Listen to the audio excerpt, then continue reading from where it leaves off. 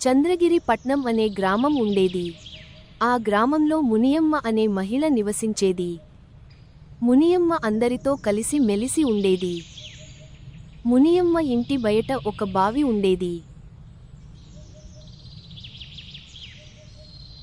మునియమ్మ బావి దగ్గర పని చేసుకుంటూ ఉండగా తన లాంతరు ప్రమాదవశాత్తు బావిలో పడిపోతుంది. తను బావి దగ్గరికి వెళ్ళి ఇలా అంటుంది, అయ్యయ్యో, నా లాంతరు పడిపోయింది, ఇప్పుడు ఏం చేయాలి? అలా అంటూ బావిలోకి తొంగి చూడగా ఆ బావిలో నీళ్లు కనిపించవు. ఇదేంటి, బావిలో ఉండే నీళ్లు ఏమైపోయాయి? మునియమ్మ వెంటనే తన స్నేహితురాలు అయిన సుధ దగ్గరకు వెళ్ళి జరిగినది అంతా చెబుతుంది. వారు ఇద్దరూ బావి దగ్గరికి వచ్చేసరికి బావిలో నుంచి ఒక కుండ బయటకు వస్తుంది. వారిద్దరూ చాలా ఆశ్చర్యపోతారు. తీరా చూస్తే ఆ కుండలో చాలా బంగారం ఉంటుంది. ఇంతలో బావిలో నుంచి ఒక శబ్దం వస్తుంది, ఇంకా ఏమైనా ఉంటే పంపండి. వారు ఏం చేయాలో ఏం వేయాలో అర్థం కాక పక్కనే ఉన్న ఒక కోడిని బావిలో వేస్తారు. తరువాత బావిలో నుంచి పెద్ద కుండ బయటకు వస్తుంది. ఇద్దరూ చాలా సంతోషిస్తారు. ఇలాగే ఇంకా ఏమైనా ఉంటే పంపించండి. వారు కుండను తీసుకుని ఇంటికి వెళ్ళిపోతారు. వారికి అత్యాశ మొదలవుతుంది. రోజు కోడి మేక ఇలా ఇంట్లో ఉన్న పెంపుడు జంతువులన్నీ తీసుకొని బావిలో వేసి బంగారు కుండలను తీసుకుని వెళ్ళేవారు.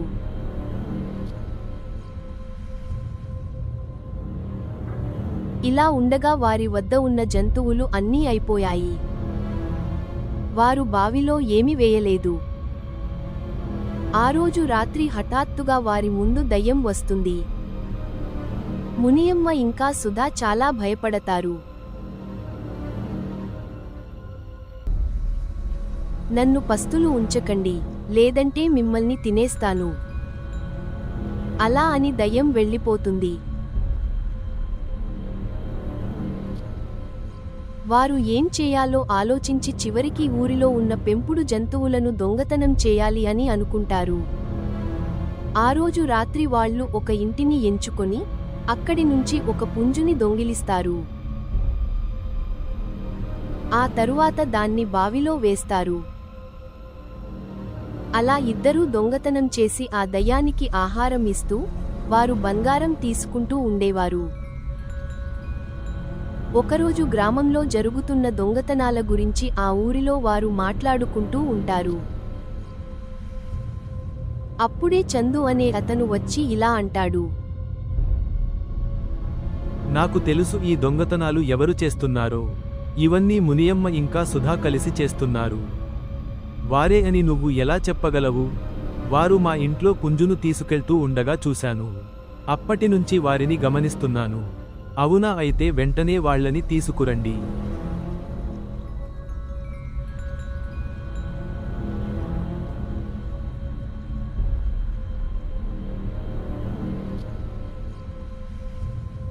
ఏం మునియమ్మ గారు, మీకు దొంగతనం చేసే అలవాటు ఎప్పటినుంచి ఉంది? ఏం సుధా, ఏం మాట్లాడవేంటి?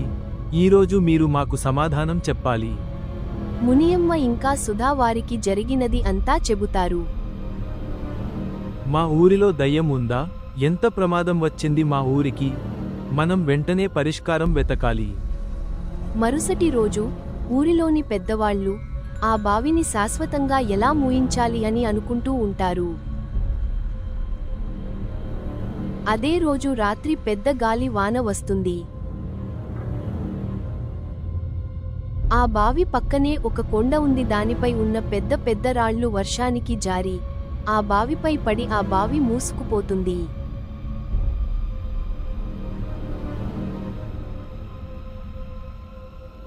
మరుసటి రోజు బావిని చూసిన గ్రామస్తులు, హమ్మయ్య, ఈ దయ్యం పీడ విరగడైంది అని అనుకుంటారు. ఆ రోజు నుంచి అందరూ మునుపటిలాగా సంతోషంగా ఉంటారు.